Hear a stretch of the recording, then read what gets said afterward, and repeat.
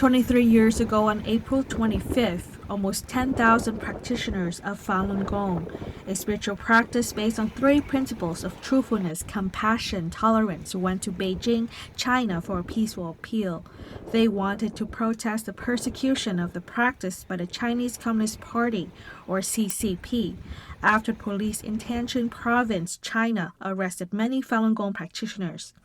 In my understanding, April 25th is the first time that the Falun Gong practitioners had publicly expressed demands to the Chinese government in a collective and a peaceful manner.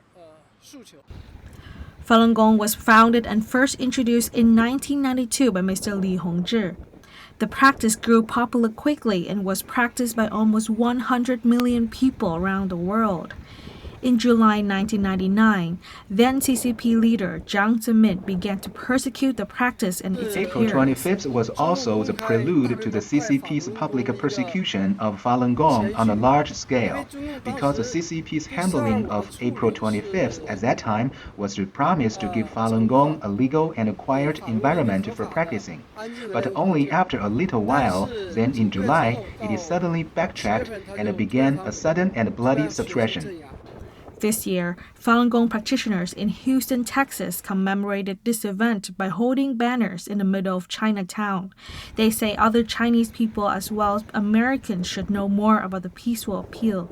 April 25th is not important only to Falun Gong practitioners, but also to the Chinese people. It has a commemorative meaning, because April 25th marked a peaceful and rational appeal from Chinese citizens to the government. The persecution of Falun Gong practitioners has caused millions of Chinese people to suffer.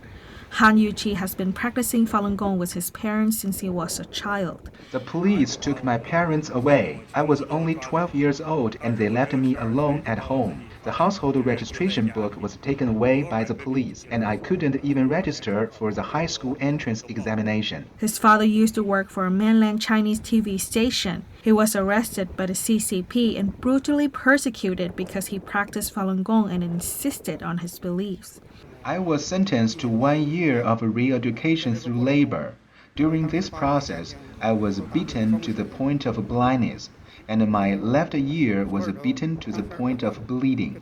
I was taken to the hospital for examination. They said I suffered a severe concussion. After his family moved to the U.S., they continued to tell the facts about Falun Gong and the persecution to others. NTD News, Texas.